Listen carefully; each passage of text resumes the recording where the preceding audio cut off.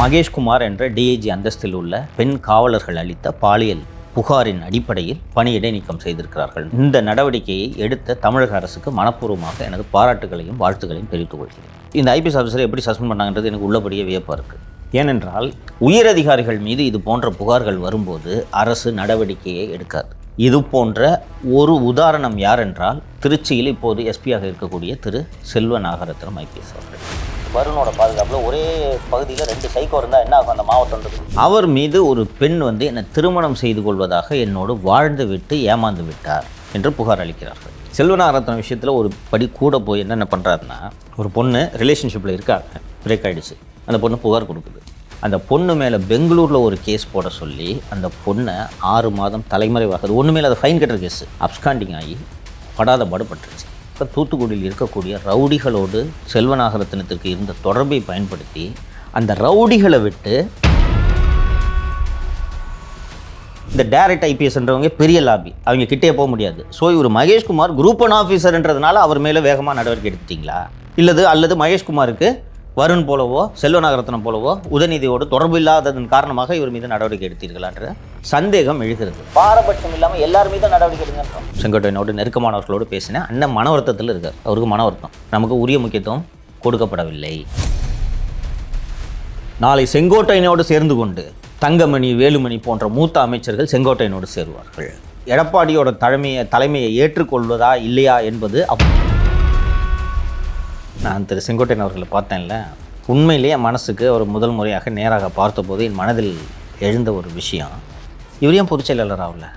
2-3 மூத்த தலைவர்கள் என்னிடம் நேரடியாக சொன்னது, சார் நானும் பெரிய ஆள் தான், எங்கள் ஏரியாவில் நான் பெரிய ஆள், ஆனால் அண்ணன் இல்லைன்னா கட்சி இன்றைக்கி இந்த நிலைமைக்கு இருக்காது. 10 நாட்களுக்கு முன்னாடி வரைக்கும் அதிமுகவில் எந்த குழப்பமும் இல்லாமல் அதிமுக தாவேக கூட்டணியான்ற தான் பேசிகிட்டு இருந்தோம். இன்றைக்கி அதிமுக இருக்குமான்ற மாதிரியான ஒரு டாக்கை உருவாக்கிட்டாங்களே, இதுதான் இவங்க நோக்கம். சிவில் கோர்ட்டில் நிலுவையில் இருக்கக்கூடிய விஷயங்கள் தொடர்பாக தேர்தல் ஆணையம் விசாரிக்கக்கூடாதுன்றதை டிவிஷன் பெஞ்ச் தெளிவுபடுத்தி.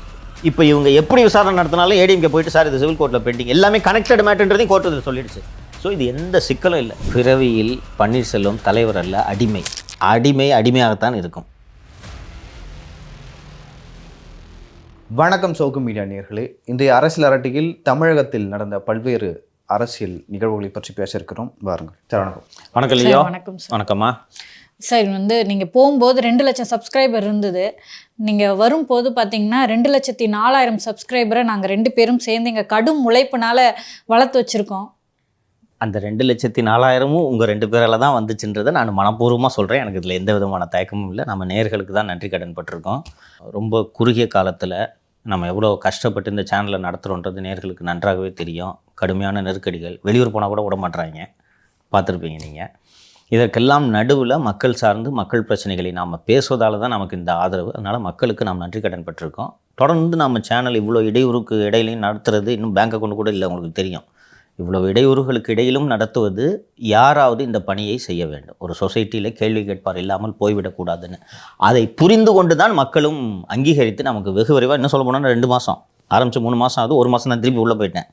2 மாதத்தில் 2 லட்சம் சப்ஸ்கிரைபர்ஸ்ன்றது இட்ஸ் நாட் ஜோக்கு. நீங்கள் என்ன விட யூடியூப்பில் உங்கள் 2 பேருக்கும் அதிக அனுபவம் உண்டு. 2 மாதத்தில் 2 லட்சம்ன்றது பெரிய நம்பர் தானே?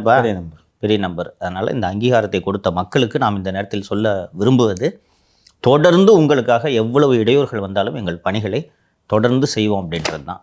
ஸ்டார்ட் பண்ணுங்கள். மீண்டும் நிறைய பேர் சப்ஸ்கிரைப் பண்ணி சப்போர்ட் பண்ணுவாங்கன்னு நம்புகிறேன். நிச்சயமாக பண்ணுவாங்க சார். பார்க்குறவங்களாம் ஒரு விஷயம் கேட்குறாங்க, டாபிக் போகிறதுக்கு முன்னாடி பேசிடலான்னு நினைக்கிறேன்.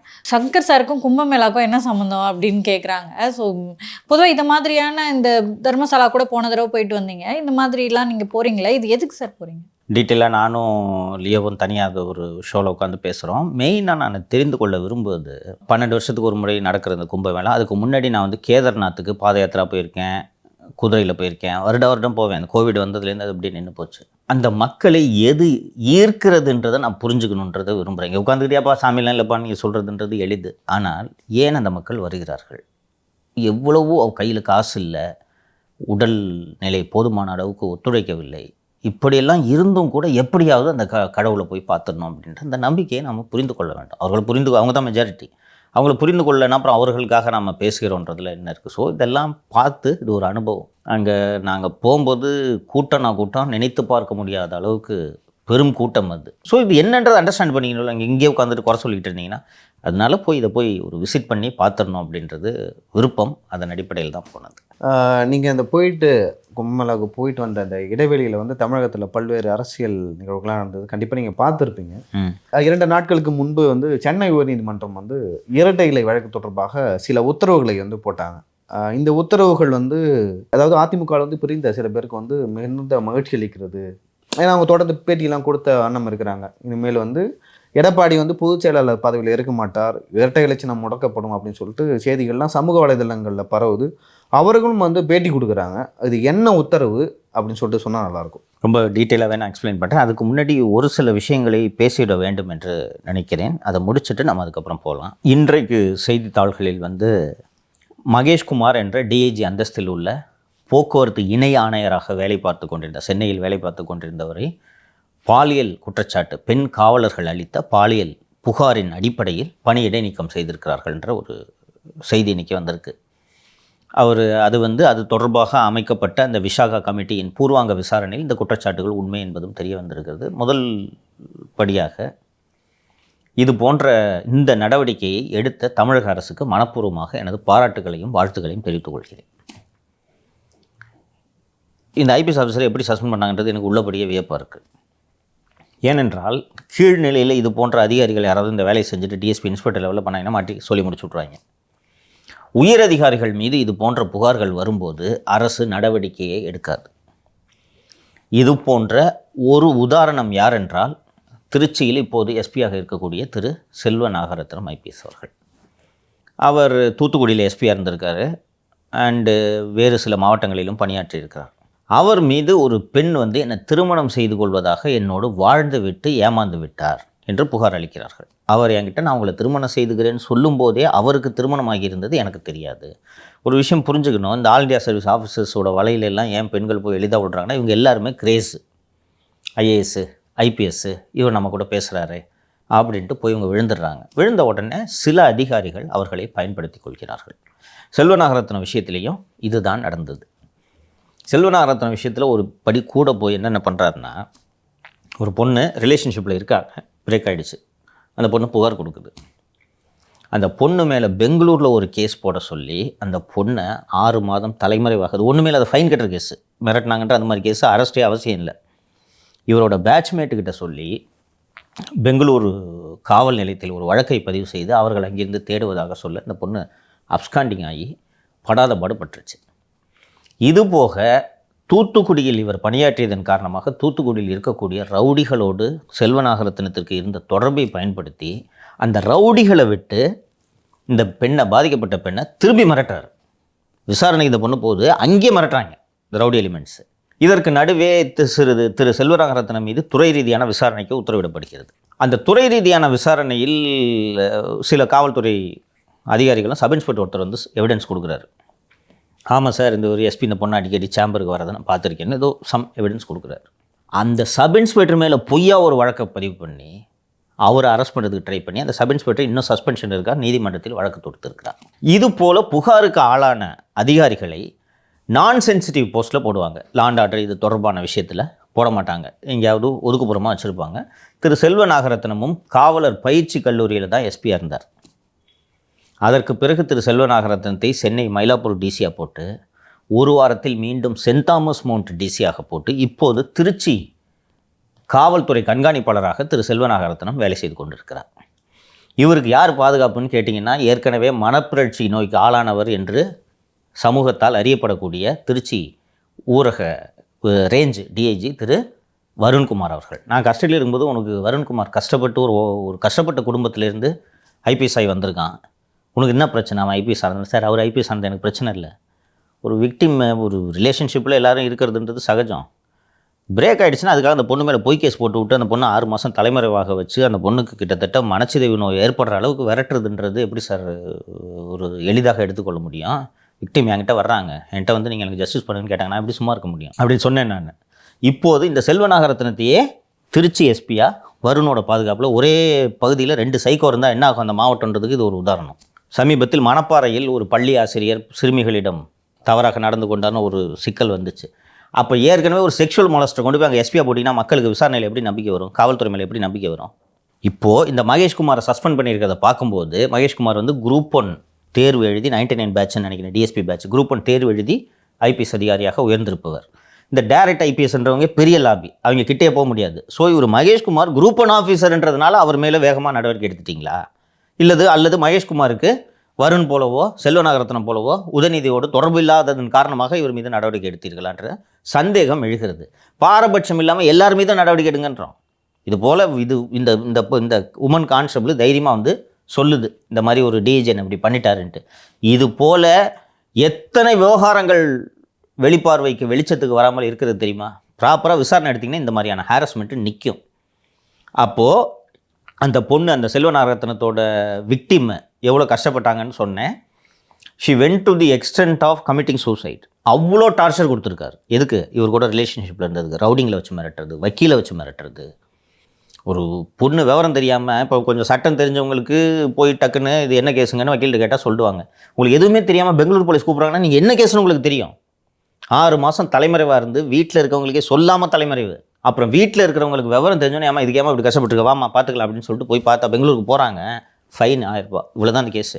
இது மாதிரி பண்ண அதிகாரியை நீங்கள் லேண்ட் ஆர்டரில் போட்டு வச்சுருக்கீங்கன்னா என்ன மாதிரியான அளவுகளை நீங்கள் பயன்படுத்துகிறீர்கள்ன்ற கேள்வி எழுது. ஸோ இந்த விஷயத்தில் அதுதான் பார்க்கணும். அண்டு இந்த மகேஷ்குமாரோட மனைவி பத்திரிகையாளர்களை சந்தித்து என் கணவர் மீது கொடுக்கப்பட்டது பொய் புகார்லாம் சொல்லியிருக்காங்க. அது உண்மை என்னன்றதை விசாரித்தால் தெரிந்துவிடும். இதோடு சேர்த்து இன்னொரு விஷயத்தையும் நீங்கள் 2 பேருமே இது தொடர்பாக மகிழ்ச்சி அடைவீர்கள், அந்த விஷயத்தையும் சொல்லிவிடுகிறேன்.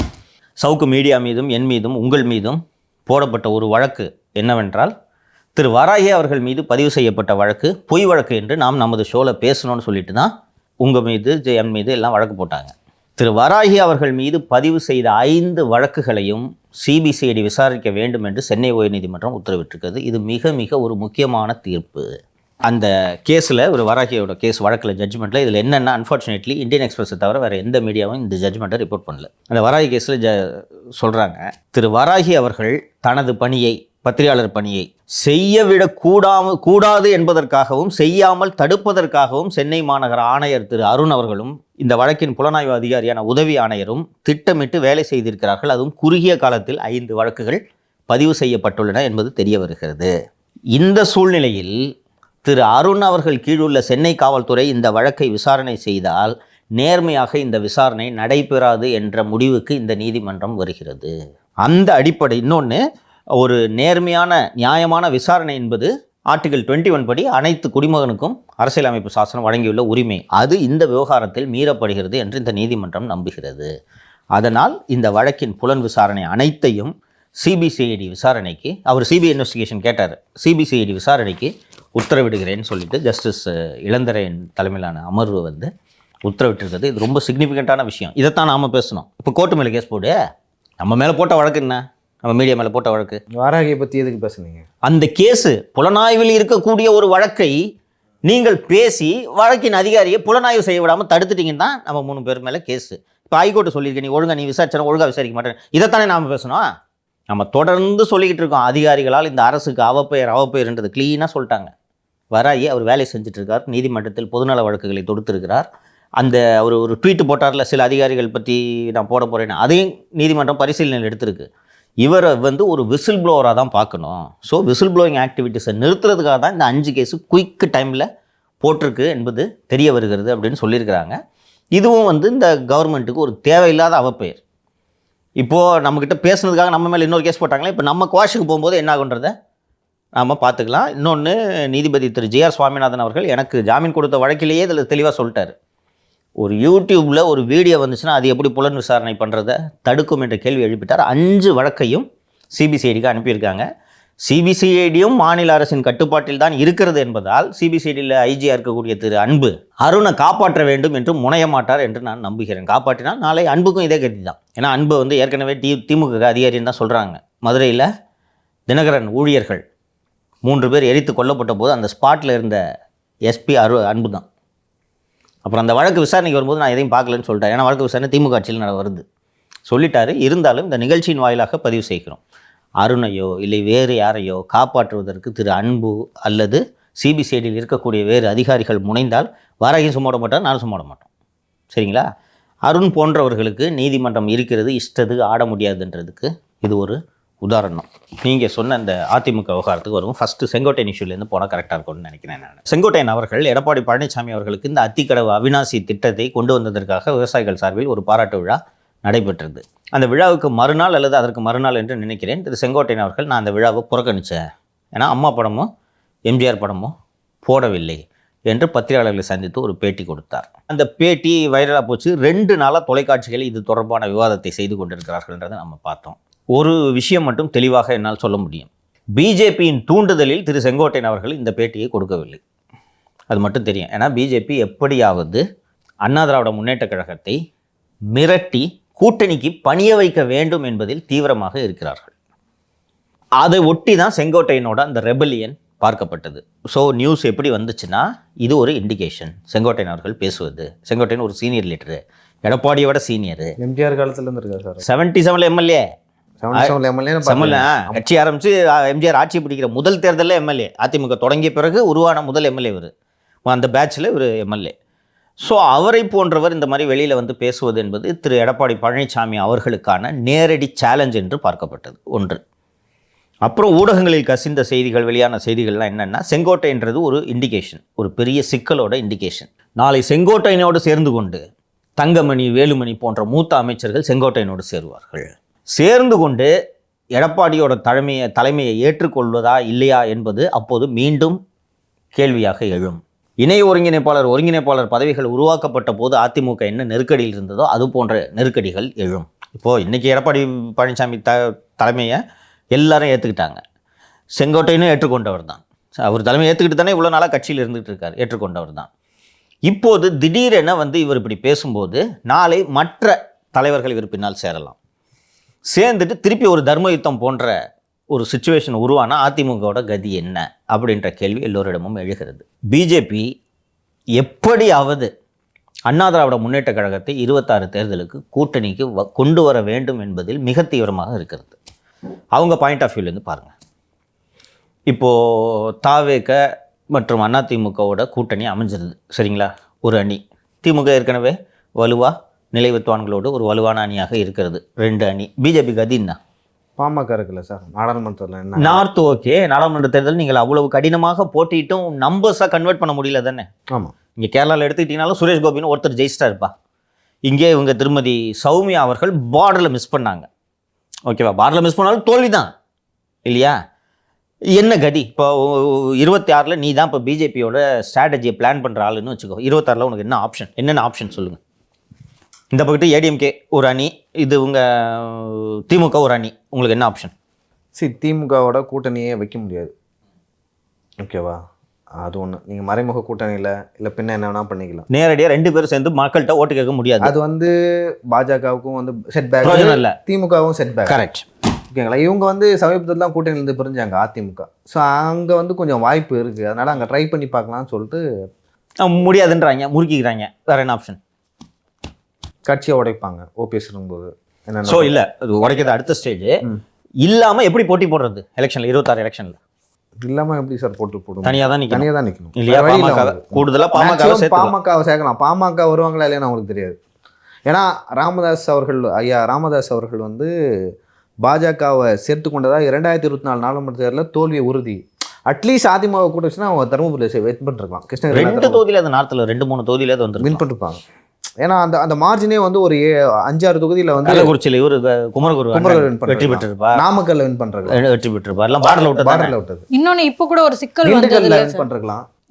அன்புமணி அவர்கள் அவங்களுடைய சகோதரியோட மகனை உள்ள கொண்டு வந்துட்டாங்கன்னு சொல்லிட்டு, ஸோ மேபி பிஜேபிக்கு போகாம இருக்கிறதுக்காக தான் இப்படியான ஒரு ஏற்பாடு கூட செஞ்சிருக்கலாம், பண்ணாங்க. இருந்தாலும் பாமக கூட்டணி அமைகிறது என்று ஒரு வாதத்துக்கு வைத்து கொண்டாலும் எத்தனை எம்எல்ஏ சீட்டு ஜெயிக்க பாசிபிலிட்டி இருக்குன்னு சொல்லுங்க? மேக்ஸிமம் ஒரு 2-3 ஜெயிக்க வாய்ப்பு இருக்குது. அதையும் யார் வின் பண்ணாங்கன்னா பாமக வின் பண்ணுவாங்க. பாஜக வெற்றி பெறுவதற்கான வாய்ப்பு மிக மிக குறைவு. ரைட் ஆச்சுங்களா? இப்படிப்பட்ட ஒரு சூழலில் அதிமுகவை மிரட்டி கூட்டணிக்கு பணிய வைப்பதை தவிர வேறு என்ன ஆப்ஷன் இருக்குது? இன்னொன்று, பிஜேபிக்கு இந்த மாதிரி மிரட்டி பணிய வைக்கிறது தான் இவங்களோட வழக்கம். மகாராஷ்டிராவில் இந்த சிவசேனா உடச்சி துண்டு துண்டாக போட்டாங்க, என்சிபியை உடச்சி துண்டு துண்டாக போட்டாங்க. இது போல் பல கட்சிகளை அவர்கள் உடைத்திருக்கிறார்கள். ஸோ நீ கூட்டணிக்கு வரலன்னா விட்டுருவோமா என்று.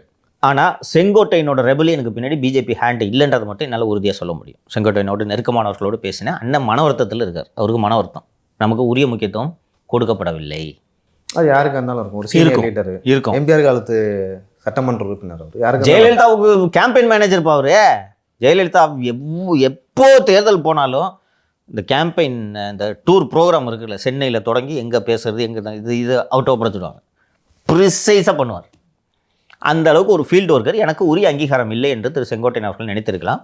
இப்போது வரைக்கும் அவர் அதிமுகவின் மூத்த தலைவர்களோடு பேசுவதை தவிர்த்து வருகிறார். ஃபோன் எடுக்கிறதில்ல இருக்காரு. சமாதானப்படுத்திடுவாங்க என்று தான் தகவல். இது ஒரு புறம்.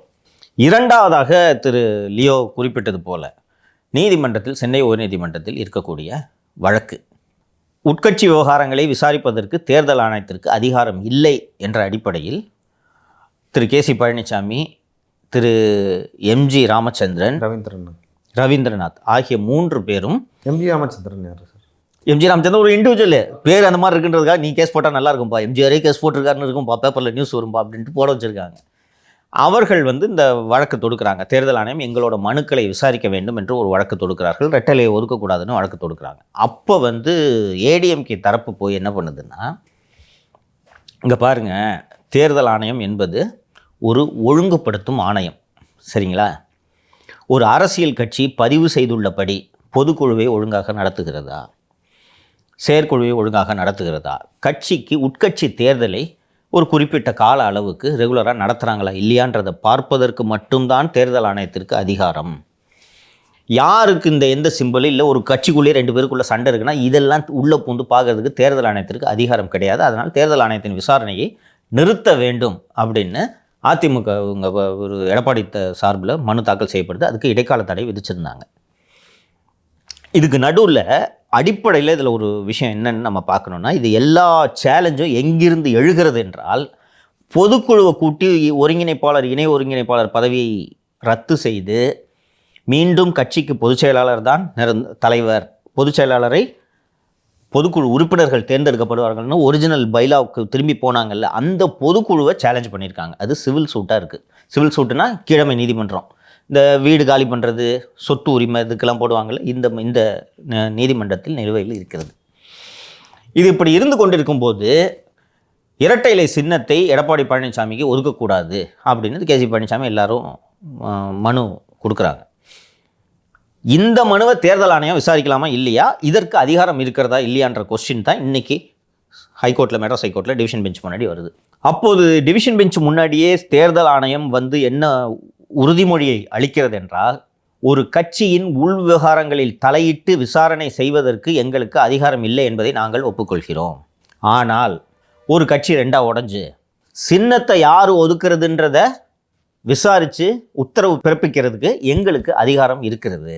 அந்த அடிப்படையில் நாங்கள் இதை விசாரணை செய்யணும் தேர்தல் ஆணையம் சொல்லுது. அப்போ ஏடிஎம்கே தரப்பில் என்ன சொல்கிறாங்கன்னா, இந்த பாருங்கள், கட்சி 2ஆ உடைஞ்சு இதில் யார் ஒரிஜினல் கட்சி யார் ஸ்பிளிண்டர் குரூப்பு அப்படின்றத நீங்கள் முடிவு பண்ணலாம், அதில் ஒன்றும் சந்தேகம் இல்லை. ஆனால் அந்த பொதுக்குழு நடந்த அந்த பொதுக்குழுவோட பொதுக்குழு தீர்மானத்தெல்லாம் இதெல்லாம் மாற்றுறாங்க. இந்த பைலாஸை மாற்றுறாங்க, ஒருங்கிணைப்பாளர் இணை ஒருங்கிணைப்பாளர் பதவியை ரத்து செய்கிறாங்க, ஓபிஎஸ்ஸை நீக்கிறாங்க. இது எல்லாமே நடந்தது பொதுக்குழு. அந்த பொதுக்குழுவின் முடிவுகளை இதில் சம்பந்தப்பட்டவர்கள் உரிமையியல் நீதிமன்றத்தில் சேலஞ்ச் பண்ணியிருக்காங்க. இது சம்பந்தமாக ஒரு வழக்கு இப்போ present chief justice mister Sanjiv Khanna முன்னிலையில் 1.5-2 வருஷம் முன்னாடி சுப்ரீம் கோர்ட்டுக்கு போகும்போது, சிவில் சூட்டில் இருக்கிற மெயின் ப்ரேயரை நீங்கள் சுப்ரீம் கோர்ட்டில் கேட்குறீங்க. இந்த மாதிரி விஷயத்துலலாம் சுப்ரீம் கோர்ட்டை தலையிட விரும்பலை. ஒரு கட்சியில் பிரச்சனை அப்படி இப்படி இருக்கும், தானாக சரியாயிடும். ஒவ்வொரு விஷயத்தையும் சுப்ரீம் கோர்ட்டில் தலையிட்டு இருக்க முடியாது. நீங்கள் போய் சிவில் கோர்ட்டில் பார்த்துங்கன்னு சுப்ரீம் கோர்ட்டு சொல்லிடுச்சு. சுப்ரீம் கோர்ட்டு சொன்ன பிறகு நீங்கள் தேர்தல் ஆணையம் நாங்கள் உள் விவகாரத்தில் தலையிடுவோன்ட்டு இப்போது சொல்வது சட்டத்திற்கு புறம்பானதுன்ற வாதத்தை இவங்க வைக்கிறாங்க.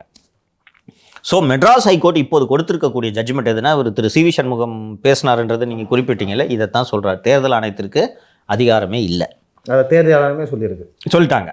சொல்லிட்டு கடைசியாக என்ன சொல்கிறாங்கன்னா, ஃபஸ்ட்டு தேர்தல் ஆணையம் 2 குரூப்பாக இருக்காங்களான்றதை முடிவு பண்ணுங்க. அதுக்கு தேர்தல் ஆணையத்துக்கு அதிகாரம் இருக்குது. கட்சி வெட்டிகளாக ஸ்பிளிட்டாக இல்லையான்றதை நிரூபணம் பண்ணணும். ஃபார் எக்ஸாம்பிள், நம்ம மகாராஷ்டிராவில் சிவசேனாவை எடுத்துக்கிட்டோம்னா, சிவசேனா 2ஆக உடைந்தது. ஒரு பக்கம் உத்தவ் தாக்கரே, ஒரு பையன், கொஞ்சம் பேர் இருக்காங்க. இன்னொரு பக்கம் முன்னாள் முதல்வர் திரு ஏக்நாத் ஷிண்டே, எம்எல்ஏக்கள் எம்எல்சிக்கள் அந்த பக்கம் இருக்கிறாங்க. அந்த பக்கமும் எம்எல்ஏக்கள் இருந்தாங்க, இந்த பக்கமும் இருந்தாங்க. நம்பர்ஸ் எதில் அதிகன்ற அடிப்படையில் முடிவெடுத்தாங்க. அதே போல் என்சிபி சரத்பவாரோட தேசியவாத காங்கிரஸ் கட்சி எடுத்துக்கிட்டிங்கன்னா அவர் அண்ணன் பையன் திரு அஜித் பவார் ஒரு புறம், கணிசமான எம்எல்ஏக்கள் ஒரு புறம், இந்த பக்கம் சரத்பவார் ஒரு பொண்ணு, இப்படி இருந்தாங்க. அங்கேயும் அவருக்கு சாதகமான முடிவை எடுத்தது. இங்கே ஸ்பிளிட்டுன்னு காட்டுறதுக்கு எத்தனை பேர் இருக்காங்க? 3 எம்எல்ஏவும் நம்ம இருக்காங்க. பன்னீர்செல்வம், வைத்திலிங்கம், மனோஜ் பாண்டியன். கரெக்டாக? மனோஜ் பாண்டியனும் அடுத்த வாரம் திமுக போயிடுவார்னு சொல்கிறாங்க. ஸோ 2 பேர். வைத்திலிங்கமும் வந்து அதிமுக வரதா சொல்கிறாரு. இவர் ஏற்றுக்க மாட்டார், எடப்பாடி. இல்லை, எலெக்ஷன் பக்கத்தில் ஏற்றுக்கலாம் அப்படின்னு சொல்லி வாய்ப்பு இருக்குது. ஸோ தேர்தல் ஆணையம் வந்து ஃபஸ்ட்டு இந்த 2 குரூப்பாக இல்லையான்றதை பிரைமா ஃபேஸி முடிவு பண்ணணும். 2 குரூப்பாக இருந்தாங்கன்னா, இங்கே ஒரு 35 எம்எல்ஏ, இங்கே ஒரு 20 எம்எல்ஏன்னு இருந்தாங்கன்னா குரூப்பான்றதை முடிவு பண்ணலாம். ஸோ 2 குரூப்பாக இருக்காங்களான்றதை முடிவு பண்ணுறதுக்கு பின்னாடி இவர்களுடைய மனுவை நீங்கள் விசாரிக்கலாம். யார் இது? கேசி பழனிசாமி, ரவீந்திரநாத் இவங்கெல்லாம் கொடுக்கணும்னு சொல்கிறாங்க. இது போக திரு ரவீந்திரநாத் அவர்களோட வழக்கை பொறுத்த வரைக்கும் ரவீந்திரநாத்தை கட்சியை விட்டு நீக்கினதை அவர் சேலஞ்ச் பண்ணணும். அது எங்கள் சிவில் சூட்டில். இது வரைக்கும் அந்த சேலஞ்சே பண்ணல. அப்போ கட்சிக்கு சம்மந்தமில்லாத நபர் எப்படி வந்து சின்னத்தை கோர முடியும்? இது போக பொதுக்குழுவில் போடப்பட்ட அந்த தீர்மானங்கள், அந்த அமைப்பு விதிகளில் திருத்தம் மற்றும் அந்த தீர்மானங்கள், எடப்பாடி பழனிசாமி பொதுச் செயலாளர் ஆனது, இது எல்லாமே ஈரோடு கிழக்கு இடைத்தேர்தல் முன்னாடி எலெக்ஷன் கமிஷன் ஏற்றுக்கொண்டு வெப்சைட்டில் அப்லோட் பண்ணாங்க. ஞாபகம் இருக்கா? தேர்தல் ஆணையம் இந்த விதிகள் எல்லாம் ஏற்றுக்குச்சு. இப்போ எப்படி ரீஓப்பன் பண்ணுவீங்க அந்த இஷ்யூவை? அதுக்கப்புறம் பெரிய டெவலப்மெண்ட் இல்லை. கரெக்டா? அந்த எடப்பாடி பழனிசாமி பொதுச் செயலாளர், ஒருங்கிணைப்பாளர், இணை ஒருங்கிணைப்பாளர் பதவி நீக்கப்பட்டது, மீண்டும் பொதுச் செயலாளர் பதவி உருவாக்கப்பட்டது, அப்புறம் தேவையில்லாதவர்கள் எல்லாம் நீக்கினாங்க. இதை தேர்தல் ஆணையம் ஏற்றுக்கிட்டு அவங்க வெப்சைட்டில் அப்லோட் பண்ணாங்க. கரெக்டாக பண்ணாங்க. இப்போ எப்படி அந்த இஷ்யூ ரீஓப்பன் பண்ணுவீங்க சொல்லுங்கள்? உங்களுக்கு 2024 எலெக்ஷனுக்கு முன்னாடி ஒரு விஷயம் நடந்தது.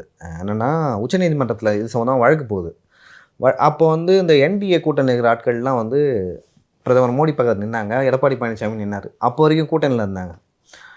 உச்சநீதிமன்ற தீர்ப்பு வந்து அந்த சின்னத்தை வெப்சைட்டில் போட்ட பிறகு தான் கூட்டணி எடப்பாடி செப்டம்பர் 23 நினைக்கிறேன் எடப்பாடி பழனிசாமி வந்து வெளில வர்றாரு. ஆக்சுவலாக அவர் வந்து அதை வந்து உறுதிப்படுத்துறாரு. கரெக்ட். உறுதிப்படுத்தலாம் வச்சுக்கேன். எனக்கு தெரிஞ்சு அப்போ கூட பாஜக குள்ள இருந்திருக்கலாம், எனக்கு தெரியல. உறுதிப்படுத்தின பிறகு இதுக்கு மேலே வந்து நம்மளை எதுவும் பண்ண முடியாது, அது தெரிஞ்ச பிறகு தான் எடப்பாடி பழனிசாமி பாஜக கூட்டிலேருந்து வெளில வர்றாரு. சரி, இப்போ சொல்லுப்பா. அது கரெக்ட். நீங்கள் சொல்கிறது டைம் லைன் கரெக்டாக இருக்குது. வெயிட் பண்ணிட்டு இருந்து வெளில வந்து வெயிட் பண்ணார் அவர். கரெக்டாக. ஸோ இப்போ அந்த இஷ்யூ முடிஞ்சிச்சுப்பா. இப்போது நீ ஒரு பெட்டிஷன் போடுற, சார் ரெட்டலை ஒதுக்காதீங்க எடப்பாடி பழனிசாமி. எப்படி தேர்தல் ஆணையம் பயஸ்டாக ஒரு முடிவு எடுக்கணும்னு ஒரு வாதத்துக்கு வச்சுக்கலாம்? என்ன முடிவு எடுக்க முடியும் சொல்லுங்கள்? ஒரு வேளை 2 விஷயம் இருக்கலாம். ஒன்று வந்து ஒரு வேளை வந்து இப்போ செங்கோட்டையன் நீங்கள் சொல்கிற மாதிரி, நான் வந்து ஒரு எப்படி சொல்கிறது, ஓகே, செங்கோட்டையன் இருக்கார், அந்த மாதிரி வந்து கொஞ்சம் பேர் இருக்காங்க. ஒரு எடப்பாடி பழனிசாமியில் அதிருப்தியில் கொஞ்சம் பேர் இருக்காங்க. அவங்க வந்து இன்னும் ஸ்லீப்பர் செல்லாக இருக்கலாம். ஸோ அவங்க வந்து ஒரு கட்டத்தில் வந்து வெளில வந்து ஆமாம் நாங்கள் வந்து அதிமுக இல்லைன்னு சொல்கிறதுக்கான வாய்ப்பு இருக்குது. ஓகே சரி. அப்படி ஒரு ரெபலியனை இன்ஜினியர் பண்ணுறதுக்கு பாசிபிலிட்டி இருக்குது, நானும் ஒத்துக்கிறேன். ஆனால் அந்த ரெபலியனுக்கு நோன் ஃபேஸஸை விட பொதுக்குழு உறுப்பினர்கள் முக்கியமா இல்லையா? முக்கியம். நம்பர் ஆஃப் எம்எல்ஏஸ் முக்கியமா இல்லையா? முக்கியம். நம்பர் ஆஃப் எம்பிஸ் முக்கியமா இல்லையா? முக்கியம். எத்தனை எம்எல்ஏஸ் போவாங்கன்னு நினைக்கிறீங்க? நீங்கள் சொல்கிற ஆட்கள் எல்லாத்தையும் நான் ஒத்துக்கிறேன். நீங்கள் இப்போ ஒரு செங்கோட்டையன் லீடு பண்ணுறாருன்னு ஒரு வாதத்துக்கு வச்சுக்கிட்டோம்னாலும் செங்கோட்டையன் பின்னாடி வைத்திலிங்கம் போகலாம். பன்னீர்செல்வம் நேற்றே சொல்லிட்டாரு, நாங்கள் ஏங்க ஓகேங்க அவர் தாங்க நியாயம் அப்படின்ட்டு பன்னீர்செல்வம் சொல்லிட்டார். பன்னீர்செல்வம் போகலாம், கேசி பழனிசாமி போகலாம், சசிகலா போகலாம், டிடிவி தினகரன் போகலாம், அமமுகவில் இருக்க கொஞ்சம் பேர் போகலாம். ஓகேவா? போயிட்டாங்க. இதை ஸ்பிளிண்டர் குரூப்பாக ஏற்றுக்க முடியுமா? சிவசேனாவோடு ஒப்பிடுங்கள், என்சிபியோடு ஒப்பிடுங்கள். இல்லை, முடியாது. பல பேர் ஆல்ரெடி அதிமுகலேருந்து வெளியேற்றப்பட்டவர்கள்ன்ற அடிப்படையில் அதுக்கு ரொம்ப இம்பார்ட்டன்ஸ் இருக்காது. கரெக்ட். இல்லை, இம்பார்ட்டன்ஸ் இருக்காதுன்றதை விட என்ன பொசிஷனை நீங்கள் ஹோல்டு பண்ணியிருந்தீங்க அந்த கட்சியில்? இல்லை, அதை தாண்டி இப்போ அந்த பொதுக்குழுவில் ஒரு 4000 சொச்சம் இருக்காங்க, கிட்டத்தட்ட ஒரு 2000 சொச்சம் வேணும். இப்போ வந்து இவங்க வந்து 69-70 எம்எல்ஏ கிட்ட இருக்காங்க, ஒரு 35 எம்எல்ஏக்கு மேலே வேணும். கரெக்ட். அந்த மாதிரி செயற்குழுலையும் அந்த மாதிரி வேணும். ஓகேவா? இந்த மாதிரி வந்து பாதிக்கு மேலே செங்கோட்டையனோ அல்லது கணிசமான அளவு இல்லை பாதிக்கு மேலே இருந்தால் தான் பண்ண முடியும். நீங்கள் கணிசமான அளவுன்னு சொல்ல முடியாது. பாதிக்கு மேலே இருந்தால் தான் வந்து மெஜாரிட்டி அதிகம். நீங்கள் ஈஸியாக வந்து இரட்டலை அவங்களுக்கு தான் சொந்தம்னு சொல்லிட்டு சொல்ல முடியும். இதுதான் பாசிபிலிட்டி, ஒன்லி வே அப்படின்னு சொல்லிட்டு சொல்லலாம். இதை தவிர்த்துட்டு பார்த்தீங்கன்னா வேற வழியே இல்லை அப்படின்னு சொல்லிட்டு நான் சொல்லுவேன். ஸோ என்ன எப்படி ஜஸ்டிஃபை பண்ணுவீங்க? நீங்கள் பண்ணிட்டீங்க. எலெக்ஷன் கமிஷன் பயஸ்டுனே வச்சுக்குவோம், பிஜேபி சொல்கிறபடி இதை உடைக்கிறாங்கன்னு வச்சுக்குவோம். எப்படி பண்ணுவீங்க? ஏன்னா எலெக்ஷன் கமிஷன் தப்பு செய்யும் போதெல்லாம் கோர்ட்டு தலையிட்டு இருக்கு. இங்கே என்ன சொல்கிறாங்க, இதே கேஸில் இதுக்கு முன்னாடி நடந்த ஹியரிங்கில் கோர்ட்டோட ஆர்டரை தப்பாக இன்டர்பிரேட் பண்ணி இல்லாத அதிகாரத்தை நீங்கள் உங்களுக்கு எடுத்துக்கிட்டீங்கன்னு சொல்லிட்டு கண்டனமும் தெரிவிச்சிச்சு. சார் நாங்கள் இல்லாத அதிகாரத்தை எடுத்துக்க மாட்டோம் அப்படின்னு இந்த தேர்தல் ஆணையம் உயர்நீதிமன்றத்தில் சொல்லிடுச்சு. ஆனால் ஒரு பர்செப்ஷன் ஒன்று இருக்குல்ல, இப்போது நீங்கள் ஒரு விவரம் தெரியாத சட்ட அறிவு இல்லாத ஒரு அதிமுக தொண்டன்னு வச்சுக்கோங்க, டிவியில் நியூஸை பார்க்குறீங்க, பார்க்கும்போது இரட்டை இலை தொடர்பான வழக்குன்றது ஹெட்லைன் கரெக்டு தான் இல்லையா? இரட்டை இலை தொடர்பான வழக்கு, தேர்தல் ஆணையத்துக்கு விசாரிக்க அதிகாரம் உண்டு, 2 வரியில் வருது.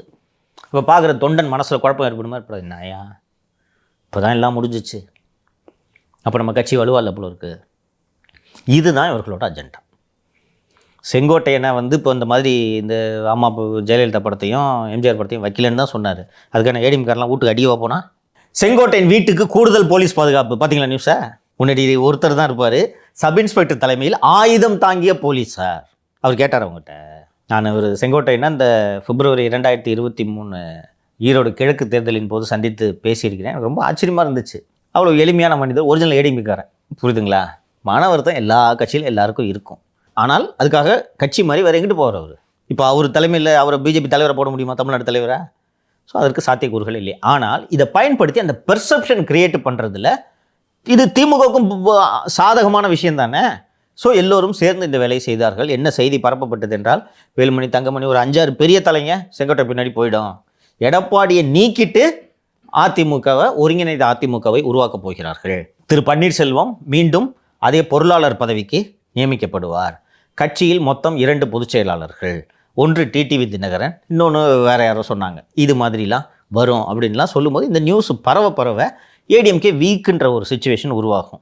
ஏடிஎம்கே வீக்குன்ற ஒரு சுச்சுவேஷன் உருவாச்சுன்னா தாவேக தலைவர் விஜய் அவர்களுக்கு நம்ம எதுக்கு வீக்கான கட்சி கூட போய் இதாகணும், நம்ம தான் எங்கள் வீட்டு பிள்ளை எம்ஜிஆர் மாதிரி அந்த கையில் சாட்டையோட ஃபோட்டோலாம் ரிலீஸ் பண்ணியிருக்கோம் அடுத்த படத்துக்கு, ஸோ எம்ஜிஆர் தான் அப்படி முடிவு பண்ணி அவரும் தனியாக நிற்கலாம். இப்படியெல்லாம் ஒரு சூழல் உருவாக வேண்டும் என்று அவர்கள் விரும்புகிறார்கள். நேற்று இந்த செங்கோட்டையனோட ரெபலியன் வந்த பிறகு உடனடியாக கருத்து தெரிவித்தவர்கள் யார் என்று பார்த்தீர்கள் என்றால் டிடிவி தினகரன், ஓபிஎஸ். கவனிச்சிங்களா? பார்த்தேன். திரு ஓபிஎஸ் அவர்கள் எந்த நிபந்தனையும் இல்லாமல் கட்சியில் சேர்வதற்கு தயார்னு சொல்கிறாரு. உனக்கு எந்த பதவியும் கிடையாது, சாதாரண தொண்டனா சேர்னா ஒத்துக்குவர? அதெல்லாம் சும்மா பொதுவெளி இல்லை. அவரை உயிர்ப்போடு வைப்பதற்கு இந்த வழக்குகள் அவருக்கு உதவுகின்றன. நான் இப்போ ஏற்கனவே பலமுறை சொல்லியிருக்கேன், கோர்ட்டு மூலமாகவே கட்சி நடத்துகிற ஒரே தலைவர் இந்தியாவில் திரு பன்னீர்செல்வம் மட்டும்தான். கோர்ட்டில் நியூஸ் வந்தால் தான் அவருக்கு இம்பார்ட்டன்ஸு. உடனே அவரிடம் போய் சார் என்ன சார் இப்படி சொல்கிறீங்கன்னா, நான் நிபந்தனை இல்லாமல் சேர்றேங்க, எல்லோரும் ஒன்றாக இருந்தால்தான் அதிமுகவுக்கு வாழ்வு, இப்படிலாம் சொல்லிட்டு இருக்காரு. அவருக்கும் திமுகவுக்குமான உறவுகள் என்னவென்பதெல்லாம் தெரியும். அண்டு திமுக என்ன சொன்னாலும் அதை கேட்கக்கூடிய நிலையில் தான் இருக்கிறார். ஃபஸ்ட்டு ஒரு பையன் மேலே ஒரு கேஸ் இருந்துச்சு, அந்த கேஸ்லேருந்து டிஎம்கே கவர்மெண்ட் காப்பாற்றி விட்டுச்சு. இப்போது ரீசெண்டாக பஞ்சமி நிலத்தை விலைக்கு வாங்கியிருக்கிறார் திரு பன்னீர்செல்வம் என்று தேசிய தாழ்த்தப்பட்டோர் ஆணையம் ஒரு தீர்ப்பு வழங்கியிருக்கு.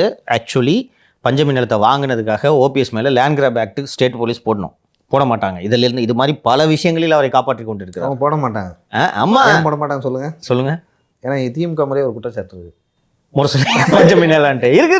ரைட். அப்புறம் போட மாட்டாங்க. இன்னொன்னு, இந்த மாதிரி அதிமுகவை எப்பெல்லாம் சிக்கல் கொடுக்கணுமோ ஓபிஎஸ் மூலமா ஒரு கருவியாக தொடர்ந்து செயல்பட்டு கொண்டிருக்கிறார். இல்லை ஏடிஎம்கே ஆஃபீஸை உள்ள பூந்து அடிச்சு உடைப்பார் அவர். பொதுக்குழங்க நடந்துட்டு இவர் உள்ள பூந்து உடைக்கல, ரவுடிங்களை கூட்டின்னு போய். அதே போல் திரு டிடிவி தினகரனுக்கு அரசியல் வாழ்க்கை ஆல்மோஸ்ட் அஸ்தமனமாகி விட்டது. அவருக்கு ஒன்றுமே இல்லை. இன்றைக்கி அவரது அலுவலக கட்டிடம் உட்லண்ட்ஸ் தேட்டர் அருகில் இருக்கக்கூடிய அந்த அலுவலக கட்டிடத்திற்கு பல மாதங்களாக வாடகை பாக்கி பில்டிங் ஓனர் பில்டிங்கை காலி பண்ணுன்னு சொல்லிவிட்டார் என்பதும் தகவல் வருகிறது. இன்னொன்று, அவர் என்ன பண்ணுவார்? அண்டு ஒருவேளை அவங்களெல்லாம் உள்ளே சேர்த்துக்கணுன்ற சூழல் ஏற்பட்டால் அதிமுகவில் மிகப்பெரிய குழப்பங்கள் ஏற்படும். இப்போ டிடிவி வர்றாருன்னு வச்சுக்கோங்க, அமமுகவில் முக்கிய பொறுப்பில் இருக்கவங்க எனக்கு கொஞ்சம் மாவட்ட செயலர் பதவி கொடுன்னு கேட்பாங்க. எத்தனை மாவட்ட செயலர் போடுவீங்க? அதனால் சிக்கல். இது எல்லாத்தையும் தாண்டி ஒரு விஷயம் சொல்கிறேன். இது திரு எடப்பாடி பழனிசாமி அவர்களோட தலைமை பண்புக்கு ஒரு சரியான சவால். ஏற்கனவே அவருக்கு வந்த சவாலை எல்லாம் சமாளித்து அவர் வந்துட்டார். இந்த சவால் அவர் எப்படி சமாளிப்பார் அப்படின்றத நம்ம பொறுத்து தான் பார்த்துக்கணும். இது உண்மையிலே ரியல் டெஸ்ட்டு. அண்ட் பிஜேபி ஓப்பனாக பிளாக்மெயில் பண்ணுதுன்றதும் உண்மை. அதையும் சொல்லிடுறேன். சமீபத்தில் ராமலிங்கம் அண்ட் கோ என்ற ஒரு நிறுவனத்தில் அவரோட சம்பந்தி இதில் வருமான வரி சோதனை நடத்தி 700 கோடியோ நம்ம டேக்ஸ் இவேஷன்றதான் கண்டுபிடிச்சாங்க. அதை கொண்டு போய் மணி லாண்ட்ரிங்கில் அதை கொண்டு போய் எடப்பாடியின் உறவினர்களை, சம்பந்தியையோ வேறு யாரையோ, 2 பசங்களும் அங்கே தான் கொடுத்துருக்காருன்னு நினைக்கிறேன், அவர்களை கைது செய்யும் நடவடிக்கையில் ஈடுபட்டு அதன் மூலம் மிரட்டலாமான்ற விஷயங்களும் ஆலோசிக்கப்பட்டு வருகிறது. அப்போ நான் இதுக்கு தான் தொடக்கத்தில் கேட்டேன், இப்போ நீங்கள் இப்போ பிஜேபியாக இருந்தால் என்ன பண்ணுவீங்க அப்படின்ட்டு. இப்போது அதிமுக முதுகில் சவாரி செய்கிறது எளிது. இப்போ 4 எம்எல்ஏ வச்சுருக்காங்க, திருப்பி அதிமுக கூட சேர்ந்தாங்கன்னா எங்கேயாவது ஹிந்து கன்சால்டேஷன் ஆகி ஒரு 10 எம்எல்ஏ ஜெயிக்கிறதுக்கு பாசிபிலிட்டி இருக்குது.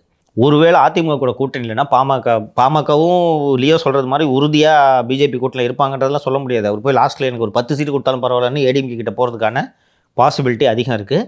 தனியாக நிற்பது தற்கொலைக்கு சமம் என்பது 2016 அவர்கள் பார்த்து விட்டார்கள். ஸோ தனியாக ஒரு வேளை போய் பிஜேபி நின்றுச்சுன்னா இன்றைக்கி டெல்லி அசம்பிளி எலெக்ஷனு அப்படி இப்படின்ட்டுலாம் ஓரளவுக்கு ஒரு வெற்றி முகத்தில் இருக்கிறார்கள். தமிழகத்தில் படுதோல்வினா அப்புறம் இவ்வளோ நாள் அவங்க போட்ட சட்டத்துக்கு என்ன மரியாதை? மோசமாக தோப்பாங்க, புரியுதுங்களா? தோற்றுருவாங்கிறதுல ஒன்றும் சந்தேகம் இல்லை. போட்டியிட்ட 80-90% தொகுதியில் டெபாசிட் போச்சுன்னா இவ்வளோ பெரிய நேஷனல் பார்ட்டிக்கு என்ன மரியாதை? ஸோ எப்படியாவது அவங்களுக்கு இன்னும் என்னென்னா இலக்காரமாக இருக்குது.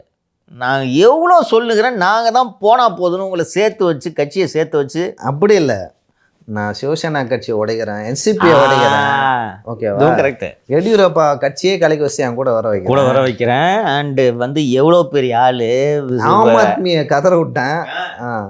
இதெல்லாம் என்னடா சவுத்தில் உட்காந்துக்கிட்டு தவுளுண்டு கட்சி, நீங்கள் எங்களுக்கு இப்படி வந்து எங்களை கிண்டல் பண்ணிட்டு இருக்கிறீங்க. ஒரு கூப்பிட்றாரு கூட்டணிக்கு, ஃபோன் எடுக்க மாட்டேற, கோவம் நிச்சயமாக இருக்கும். ஸோ எடப்பாடி பழனிசாமி தன்னோட சோல்ஜர்ஸை இன்டாக்டாக வச்சுருக்கிறது தான் அவரோட பெரிய சாமர்த்தியம். சோஃபார் ஃபயர் ஃபைட்டிங் நல்லா இருக்குது. ஏன்னா செங்கோட்டையன் தொடர்ந்து கிளாரிஃபிகேஷன் தான் கொடுத்துட்ருக்காரு. நீங்கள் ஏன் எடப்பாடி பேரை சொல்லலை, அந்த கடைசியாக பேசின பொதுக்கூட்டத்தில் எடப்பாடி பேர் சொல்லலை அப்படின்னு சொன்னதுக்கு எதிர்க்கட்சி தலைவர் அதிமுக பொதுச் செயலாளர்ன்றது தெளிவாக சொல்லிட்டேன், அது ரெண்டும் வேறு யாருன்னு சொல்லிட்டு ஒரு ப்ரெஸ்ஸில் ஃபர்தராக பேசாமல் போயிட்டார். அண்ட் அவரோட பழகிவிட்ட பேசுனது வரைக்கும் தவறாக எந்த முடிவும் இந்த வேறு கட்சிக்கு போகிற முடியல. எங்கள் அவர் எப்போவோ எடுத்துருப்பாருங்க, அவருக்கு தாங்க சிஎம் இதில் கூவத்தூர்லேயே. ஆமாம் சார், ஆக்சுவலாக கூவத்தூரில் வந்து ஓபிஎஸ் இல்லை அப்படின்னும் போது சசிகலா அவர்களுக்கு ரொம்ப நெருக்கமானவர் வந்து செங்கோட்டையன் அவர்கள். ஆனால் அந்த டைமில் தான் நம்ம ஃப்ரேம் வராரு எடப்பாடி அவர்கள். அப்போ வந்து முதலமைச்சர்னு நம்மளுக்கு அப்போ தான் எல்லாருக்குமே தெரியுது. ஸோ அந்த சமயத்துலேயே அவர் ரெபல்லாக மாறணும்னா மாறி இருக்கலாமே.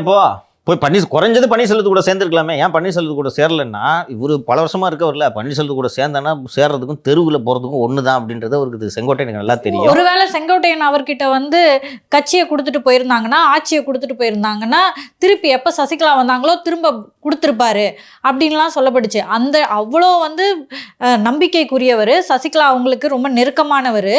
அப்படி இருக்கும்போது கூட அந்த வேலைகளை கூட அவர் செஞ்சுக்கல, அந்த டைமில் அது மட்டும் இல்லாமல் இப்போது திரு செங்கோட்டையன் தலைமையில் ஒரு ஸ்பிளிட்டை உருவாக்குறதுக்கு பிஜேபி முனைந்து, அந்த ஸ்பிளிட்டில் செங்கோட்டையனை தலைவராக வச்சு ஓபிஎஸ், டிடிவி, சசிகலா எல்லாரும் அங்கே போய் சேர்றாங்கன்றத ஒரு வாதத்துக்கு வச்சுக்கிட்டாலும், இப்போது அதிமுகவில் இருக்கக்கூடிய மூத்த தலைவர்களில் எத்தனை பேர் அந்த அணிக்கு சென்று சேருவார்கள்னு கேட்டிங்கன்னா சந்தேகம்.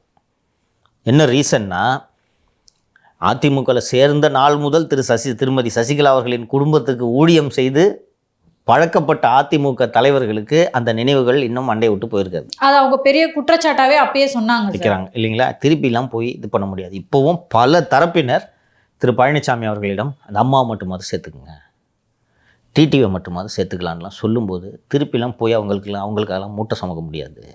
இப்படி தான் வருவாங்க ஒருத்தர் முதல்ல, அப்புறம் சித்தி பையன் பெரியம்மா பையன் நண்டு சிண்டுலாம் வந்து நம்மளை அதிகாரம் பண்ணுவோம். இன்னொன்று சார், சசிகலா அவர்களுக்கு வந்து இந்த சொத்து குவிப்பு வழக்கு இன்னும் நிறைய அது மாதிரி வழக்குகள் இருக்கும்போது அவங்க வழியாக பிஜேபி வந்து ஏடிஎம்கே பிடிக்கிறதுக்கான நிறைய வாய்ப்புகள் இருக்குது. டிடிவி எந்த வாயால் டிடிவி தினகரன் கல்லை கட்டி கிணற்றில் விழுந்தாலும் விழுவேனே தவிர பிஜேபியோடு கூட்டணி வைக்க மாட்டேன், ஜெயிலுக்கு போயிட்டு வந்து நான் அரசியல் நடத்துகிறேன், எனக்கு வயசு இருக்குன்னு சொன்ன டிடிவி தினகரன் இன்றைக்கி மோடிஜின்றாரு, அமித்ஷான்றாரு, இப்படிலாம் பேசி கொண்டு இருக்கிறார். அண்டு அவங்க இன்றைக்கி பேசுகிறத வச்சே என்ன மாதிரியான, இன்னொன்று சசிகலா லாஸ்ட் மினிட்ல அரசியலேருந்து நான் விலகிறேன் அப்படின்னு சொன்னதெல்லாம் யாரோட தூண்டுதல்ன்றது நல்லா தெரியும். அதே போல் கூட்டணி வைத்திருந்த சிவசேனாவையே இந்த பாடுபடுத்தியவர்கள் எதிர்த்த நம்மை என்ன செய்வார்கள் என்பதும் அவர்களுக்கு தெரியும்.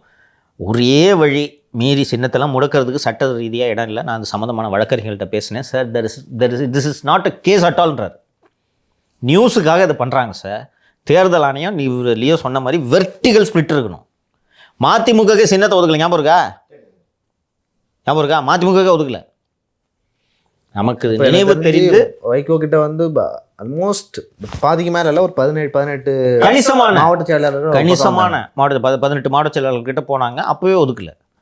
கடைசியாக தமிழகத்தில் சின்னம் நிறுத்தி வைக்கப்பட்டது 89 தேர்தலில் எம்ஜிஆர் அவர்கள் மறைவுக்கு பிறகு தான். அப்போ பார்த்தீங்கன்னா ஆட்சி இல்லை, ஜானகி அம்மாள் ஒரு பக்கம் இருக்காங்க, அவங்க கூட வந்து ஒரு ஆரம் வீரப்பன் இன்னும் நிறைய பேர் இருக்காங்க, ஜெயலலிதா மட்டும்தான் அங்கே நோன் ஃபிகர், கூட திருநாவுக்கரசு இருந்தார். அப்போ வந்து 2 பேருக்கும் கிடையாதுன்னு சொல்லிட்டு இரட்டைப்புறா சேவலை ஒதுக்கினார்கள். அதற்கு பிறகு சிம்பிள் ஃப்ரீஸ் பண்ணுற சூழல் எப்போதும் ஏற்படவில்லை. தான் 93 கூட சிம்பிளை நிறுத்துகிறோன்ற முடிவுக்கு தேர்தல் ஆணையம் செல்லவில்லை. இப்போவும் சிம்பிளை நிறுத்தி வைக்கிற அளவுக்கு சிக்கல் அதிமுகவில் இல்லை. தேர்தல் ஆணையம் எப்படியாவது ஏடிஎம்கே சிம்பிளை முடக்கணும் அப்படின்னு நினச்சிக்கிட்டு அடாவடியாக ஒரு உத்தரவு போட்டாலும் உடனடியாக நீதிமன்றத்தில் தடை உத்தரவு பெற முடியும். இதுவரை நீதிமன்றத்தில் இது தொடர்பாக வந்த உத்தரவுகள் அத்தனையும் அதிமுக தலைமைக்கு சாதகமாகவே உள்ளது. இன்னொன்று, ஒரு கட்சியோட உட்கட்சி விவகாரங்களில் தலையிடுவதற்கு எங்களுக்கு உரிமை உள்ளதுன்ற நிலைப்பாட்டை தேர்தல் ஆணையம் எடுத்தால் இந்தியாவில் இருக்கிற 150 கட்சியும் போவானா போக மாட்டானா? போவோம். ஒரு சாதாரண வட்ட செயலாளர் அவர் கட்சியை விட்டு நீக்கிட்டேன்னா அவர் லெட்டர் எழுதுவார், சார் இந்த கட்சி சிம்பிளை போடுங்க சார்னு. எத்தனை விசாரிப்பீங்க? ஸோ தேர்தல் ஆணையமும் எங்களுக்கு உட்கட்சி விவகாரங்களை விசாரிப்பதற்கு அதிகாரம் இருக்கிறதுன்ற ஸ்டாண்டே எடுக்க முடியாது, ஏன்னா சட்டத்தில் இல்லை. சிம்பிள்ஸ் ஆக்ட் படி செக்ஷன் 15 படி மட்டும்தான் விசாரிக்க முடியும். இன்னும் ஒரே ஒரு விஷயத்தை சொல்லிடுறேன். தேர்தல் ஆணையம் இந்த கேசி பழனிசாமி, ரவீந்திரநாத், எம்ஜி ராமச்சந்திரன் ஆகியோரின் புகார்களை விசாரிக்கும் போது செக்ஷன் 15 ஆஃப் தி சிம்பிள்ஸ் ஆக்ட்ன்ற 4 சுவர்களுக்குள் தான் அந்த விசாரணையை நடத்த வேண்டும். அதற்கு முன்னதாக அதிமுகவில் 2 பிரிவுகள் இருக்கிறதான்றத தேர்தல் ஆணையம் உறுதி செய்து கொள்ள வேண்டும் அப்படின்றதையும் சொல்லியிருக்கிறாங்க. ஒரு லியோ ரொம்ப சரியாக குறிப்பிட்டது போல. இதனால தான் எடப்பாடி செங்கோட்டையன் இப்போ எடப்பாடியோட சீனியராக இருந்தாலும் ஏன் எடப்பாடி பழனிசாமி இன்னைக்கு கட்சியில் பொதுச் செயலாளராக இருக்காருன்றதுக்கு லியோ சொன்னது ரொம்ப முக்கியமான பாயிண்ட். அந்த டைமில் என்ன பார்த்தீங்கன்னா தெரியும், ஒவ்வொரு பிரச்சனையாக நடந்துகிட்ருக்கு. ஈரோடு கிழக்குக்கு சின்னம் தருவாங்களா மாட்டாங்களான்றது தெரியல, பொதுக்குழு முடியுது, இதெல்லாம் பார்த்துக்கிட்டே இருந்துட்டு தேர்தல் ஆணையம் வந்து பழனிசாமி தான் பொதுச் செயலாளர், இணை ஒருங்கிணைப்பாளர் பதவிகள் ரத்து, பொதுச் செயலாளர் பதவி மீண்டும் உருவாக்கப்பட்டது, பொதுக்குழு கூடி பொதுச் செயலாளரை தேர்வு செய்யும் அப்படின்ற அந்த அமெண்ட்மெண்ட்ஸை அக்ரி பண்ணிக்கிட்டோன்னு வெப்சைட்டில் அப்லோடு பண்ண கொஞ்ச நாட்களுக்குள் கூட்டணி கிடையாது, ஒட்டும் கிடையாது, உறவும் கிடையாதுன்னு உடச்சி விட்டார். இன்னொன்று, இப்போது நமக்கு பெரிய அளவில் நினைவில் இல்லாமல் போகலாம், கூட்டணி இல்லைன்ட்டு ஒரு பழனிசாமி சொன்னப்போ எவ்வளோ அழுத்தம் வந்துச்சு தெரியுமா அவருக்கு? எங்களுக்கு அண்ணாமலை தானே பிரச்சனை, அவரை மாற்றுறாங்க, யார் வேணும் சொல்லுங்கள். கடைசியாக 24 எலெக்ஷனுக்கு எவ்வளோ ப்ரெஷர் வந்துருக்கோம்? நிறையா. லோக்சபா எலெக்ஷனுக்கு எனக்கு தெரியும். அதாவது பல பேர் வந்து கடைசி வரைக்கும் பாஜகவில் வந்து வேட்பாளர் அறிவிக்கவே இல்லை, நிறுத்தி வச்சுருந்தாங்க. எப்படி வந்துடுவார்? மிரட்டிடலாம். இன்னும் எவ்வளோ லியோ சொன்ன மாதிரி சிவசேனா ஓஷ்டம், என்சிபியை ஓஷ்டம், என்ன எடப்பாடியோட க்ளோஸ் ரிலேட்டிவ்ஸ் மூலமாலாம் போகிறாங்க. அடுத்தது ஓப்பனாக எடப்பாடியோட சம்பந்தி 2 வருஷம் குறைஞ்சது ஜெயிலில் இருப்பார். எடப்பாடி பையனே எவிடன்ஸ் மாட்டியிருக்கு, மித்துனை தூக்கி உள்ளே வைக்க போகிறோம், இப்படியெல்லாம் கூட மிரட்டி விட்டார்கள்.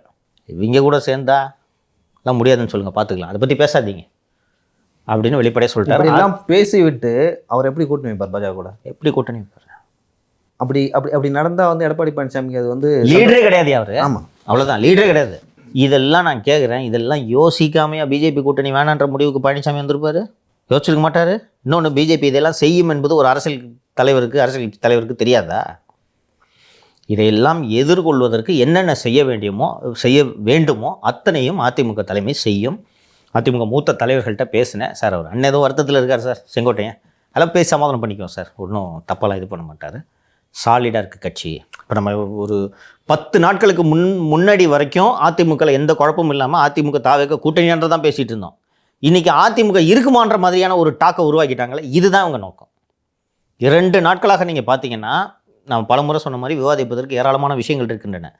நேற்றைக்கு முன்தினமும் எல்லா சேனல்ஸோட டாப் டிபேட்டு ஏடிஎம்கே, நேற்றும் எல்லா சேனல்ஸோட டாப் டிபேட்டு ஏடிஎம்கே. ஸோ மீண்டும் மீண்டும் இதை விவாத பொருள் ஆக்குவதன் மூலமாக அதிமுக கட்சி கலகலத்து கிடக்கிறது என்ற ஒரு இம்ப்ரெஷனை உருவாக்கினா இது திமுகவுக்கு சாதகமாக தானே இருக்கும். அதனால நீங்கள் நல்லா கவனித்து பார்த்தீங்கன்னா, ஊடகங்கள் இந்த அதிமுக இருக்கக்கூடிய அந்த ஒரு இமேஜினரி ஸ்பிளிட்டை பெருசு பண்ணுறதுக்கு கடும் முயற்சிகளில் இருக்கிறார்கள் அப்படின்றது நமக்கு தெரிய வரும். இந்த ஜட்ஜ்மெண்ட் மெட்ராஸ் ஹைகோர்ட்டோட டிவிஷன் பெஞ்ச் ஜட்ஜ்மெண்ட்டு கிளியர். தேர்தல் ஆணையமே அங்கே போய் எங்களுக்கு அதிகாரம் இல்லைன்றதையும் பதிவு பண்ணிட்டாங்க. இன்ட்ரா பார்ட்டி அஃபேர்ஸ்குள்ளே நாங்கள் தலையிட மாட்டோம் அப்படின்றத தெளிவாக சொல்லிட்டாங்க. இதை மட்டும் விசாரிங்கன்னு சொல்லியிருக்காங்க. This ADMK will over. எது சார் விசாரிக்க சொல்லியிருக்காங்க? அதான் ஃபஸ்ட்டு ஸ்பிளிட் இருக்கா இல்லையான்றதை நீங்கள் முடிவு பண்ணுங்கள். ஸ்பிளிட்டு இருக்குன்றதை நீங்கள் முடிவு பண்ணிங்கன்னா அப்புறம் இவர்களை கூப்பிட்டு நீங்கள் விசாரிங்க அப்படின்ட்டு இருக்காங்க. அதுக்குள்ளே மோஸ்ட் ப்ராபப்ளி தேல் move the supreme court and get a stay. ஏன்னா சுப்ரீம் கோர்ட்டு ஜட்ஜு இன்னொன்று, இந்த சிவில் சூட்டு பெண்டிங்காக இருக்குல்ல, பொதுக்குழு தீர்மானங்களை சேலஞ்ச் பண்ணது, பொதுக்குழு கூட்டினதை தீர்மானம் சேலஞ்ச் பண்ணது, அப்புறம் இந்த பன்னீர்செல்வம் மற்றவர்களை நீக்கியதை சேலஞ்ச் பண்ணதெல்லாம் சிவில் சூட்டு பெண்டிங்காக இருக்குல்ல, அதெல்லாம் 2022 22 சிவில் கோர்ட்டு என்னென்ன விசாரிக்குதோ, சிவில் கோர்ட்டில் பெண்டிங்காக இருக்கிற விவகாரங்கள் எதையும் தேர்தல் ஆணையம் விசாரிக்கக்கூடாதுன்றதையும் கூடுதலாக சொல்லியிருக்காங்க உச்சநீதிமன்றம். சிவில் கோர்ட்டோட order is binding on the election commission. Civil கோர்ட்டில் பெண்டிங்காக இருக்கிற விஷயங்களை தேர்தல் ஆணையம் விசாரிக்க கூடாது.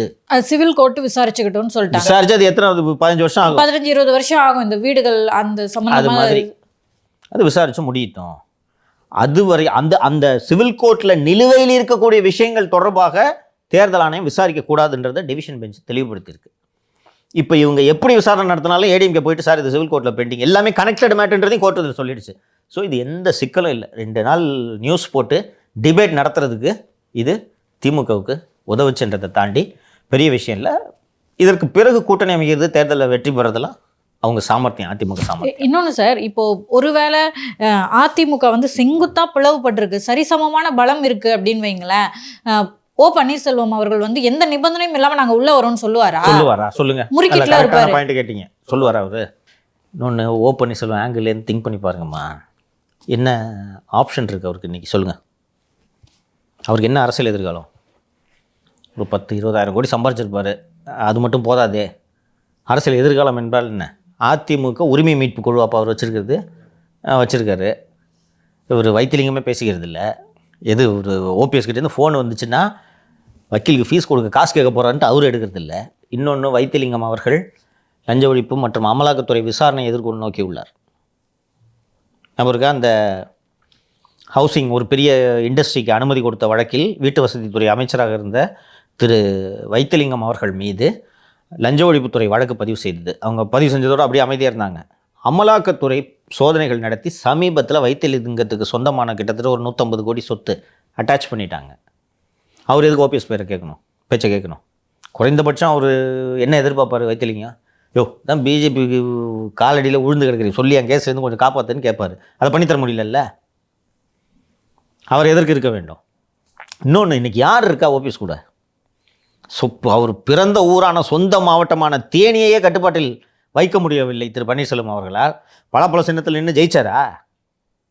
அதிமுக வேட்பாளர் தோக்கடிச்சார். அது ஒன்று. அது அப்போ அவருக்கும் நாம் தமிழர் போன்ற அமைப்புக்கும் என்ன வேறுபாடு?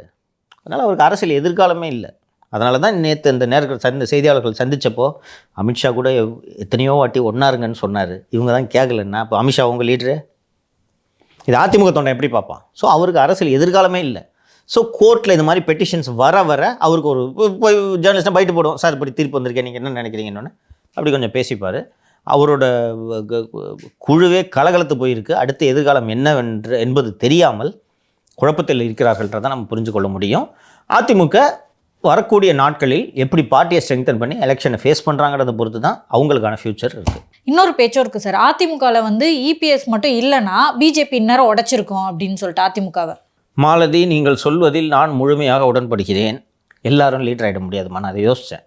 நான் திரு செங்கோட்டையன் அவர்களை பார்த்தேன்ல, உண்மையிலேயே என் மனசுக்கு ஒரு முதல் முறையாக நேராக பார்த்தபோது என் மனதில் எழுந்த ஒரு விஷயம், இவர் ஏன் பொதுச் செயலாளர் ஆகல? சைதை துரைசாமி ஏன் பொதுச் செயலாளர் ஆகல? இவங்க எல்லாருமே சைதை துரைசாமி, இவங்க எல்லாருமே அந்த காலத்து எம்ஜிஆர் மன்றத்து ஆளுங்க, ஓகேங்களா? ஏன் ஆகலை? வேலுமணிக்கு இல்லாத செல்வாக்கா? வேலுமணி ஆகல, தங்கமணி ஆகல, அவங்களும் யோசிச்சு கூட பார்த்துருக்க மாட்டாங்க நினைக்கிறேன். கேசி வீரமணி ஆகல. 2017 இந்த அம்மா இறந்த பிறகு ஆட்சிக்கு வந்து ஆட்சியையும் கட்சியையும் காப்பாற்றி கொள்வதே அன்று இவருக்கு பெரும்பாடாக இருந்தது. நமக்கு வெளியில் தெரியல. ஆனால் பன்னீர்செல்வம் இப்போ பழனிசாமிக்கு கொடுத்த குடைச்சல் கொஞ்சம் நெஞ்ச குடைச்சல் இல்லை. இருக்கிறதுலே அதிக வருமானம் உள்ள வீட்டு வசதித்துறை கேட்டு வாங்கிட்டார். வீட்டு வசதித்துறை, இன்னொன்று மைனிங் தெரியல, பொதுப்பணித்துறை கொடுக்க மாட்டேன்ட்டார். பொதுப்பணித்துறை நெடுஞ்சாலைத்துறை 2 பழனிசாமி இருந்துச்சு, அவர்கிட்ட தான் வச்சு வந்து இவங்களும் கொடுத்துட்டாங்க. அப்போ பேசியிருக்காங்க, என்ன இருந்தாலும் போய் ஹவுசிங் போய் கேட்குறாரு அப்படின்ட்டு. தெரில யாருன்னு தெரில அப்படின்னு சொன்ன உடனே அவர் பீரியடில் தான் தமிழ்நாட்டில் விதிமுறைகளை மீறி கட்டிய கட்டடங்கள் இருக்குல்ல, அப்படி எடுத்திங்கன்னா எத்தனை வருஷம் வரும் கணக்கு? 5 வருஷம் 4 வருஷம் 10 வருஷம் நீங்கள் கணக்கு எடுத்தீங்கன்னா எத்தனை கட்டடம் வரும்? விதிப்படி அவன் கட்டுறான், எத்தனை கட்டடம் வரும்? அது அத்தனையும் ஒழுங்குபடுத்தப்படும்னு ஒரு உத்தரவு போட்டார். கொட்டிச்சு பாருங்க காசு, அவ்வளோ சம்பாரிச்சார் திரு பன்னீர்செல்வம்.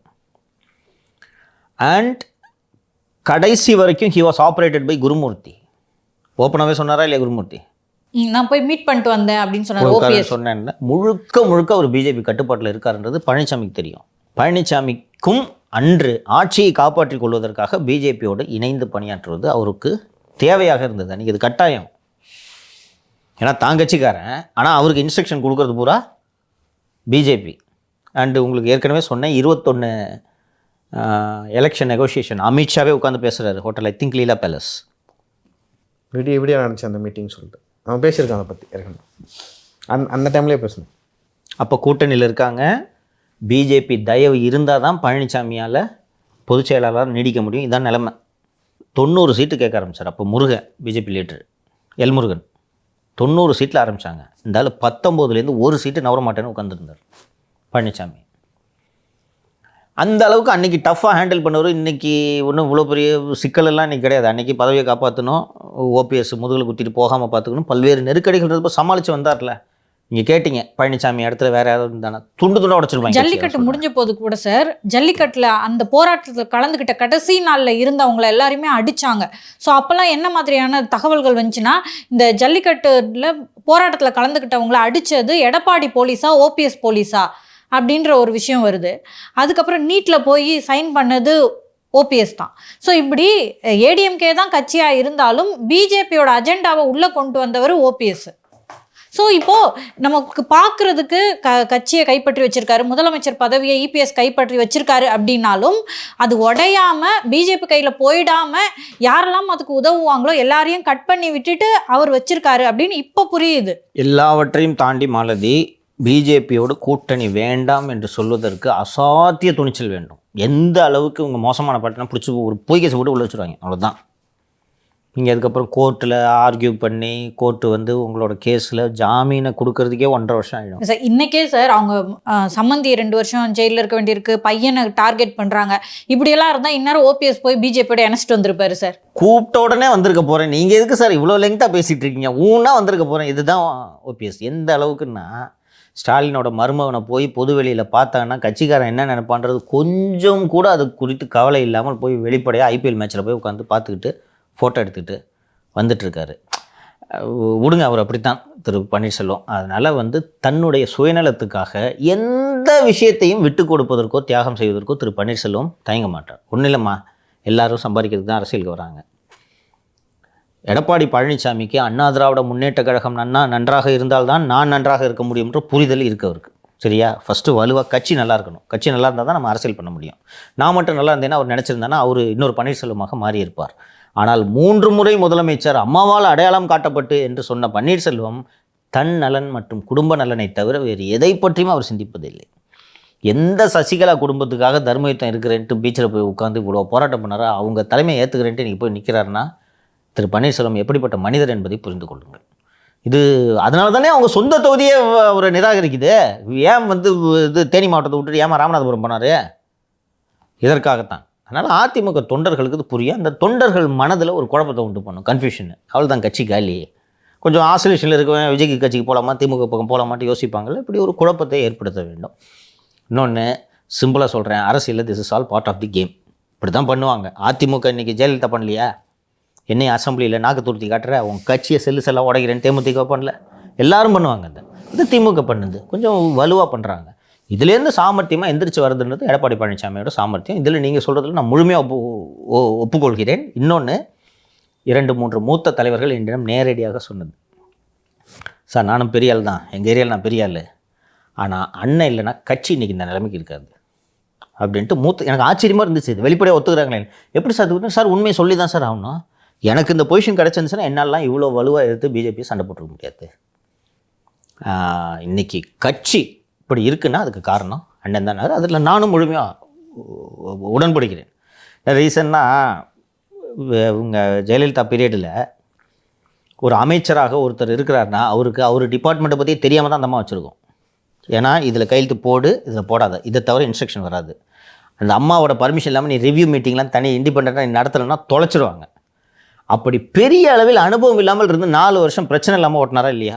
ஸ்டெர்லைட் ஃபயரிங் இது போன்ற 1-2 சம்பவங்களை தவிர்த்து பார்த்தால் பெரிய அளவில் சிக்கல் இல்லாமல் போச்சு. 50 ஆண்டு கால பொது வாழ்க்கைக்கு சொந்தக்காரன்னு ஒரு ஒரு ஒரு ஒரு லெஜெண்ட் ஆஃப் தமிழ்நாடு பாலிடிக்ஸ் வீட்டில் பிறந்து வளர்ந்து அடிப்படை நிர்வாகம் பற்றி துளியும் அறிவில்லாமல் ஒருத்தர் இருக்கிறாரா? அப்போ அதை கம்பேர் பண்ணி பாருங்கள். தூரத்துலேருந்து தான் கற்றுக்கிறாரு. ஃபஸ்ட்டு எடப்பாடிக்கு நமக்கு என்ன தெரியும் என்ன தெரியாதுன்றது தெரியுது. ஸ்டாலினுக்கு நமக்கு எல்லாம் தெரியுன்ற நினப்பில் தான் இன்றைக்கி இப்படி உட்காந்துக்கிட்டு இருக்காங்க. So he's the right leader. என்ன இவ்வளோ நேரம்லாம் கூட்டு வர முடியாது மாலதி. இது விளையாட்டில் ஒரு அரசியல் கட்சி எதுவும் ஏடிஎம்கே மாதிரி ஒரு பெரிய கட்சியை இழுத்து கொண்டு வரது, ஒவ்வொரு ஊர்லேயும் 10 குரூப் இருக்கும், இழுத்து கொண்டு வரதுன்றது அத்தனை எளிது கிடையாது. இவ்வளோ நாள் சமாளித்தாலே இது ஒன்றும் பெரிய கிரைசிஸாக நான் பார்க்கல. தே வில் ஸ்டார்ம் திஸ் கிரைசிஸ்ன்றதில் எனக்கு ஒன்றும் சந்தேகம் இல்லை. சசிகலா வெளியே போயிருக்காங்க, ஓபிஎஸ் எல்லாம் வெளியே போயிட்டாரு அப்படின்னா அதிமுக பிளவுபட்டிருக்க மாதிரி தெரியல.